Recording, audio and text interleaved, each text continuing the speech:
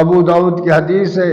حضرت خیاط رضی اللہ تعالیٰ عنہ اللہ کے رسول کے ساتھ بدر میں بھی تھا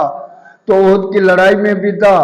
ایک دوسرے مارکے میں اللہ کے رسول کے ساتھ تھا، اور ایک قلعے کے سائے میں بیٹھا ہوا تھا کہ ایک یہودی عورت نے اوپر سے ایک چکی کا پتھر پھینکا جو اس کے سر میں لگا اور وہ شہید ہو گیا۔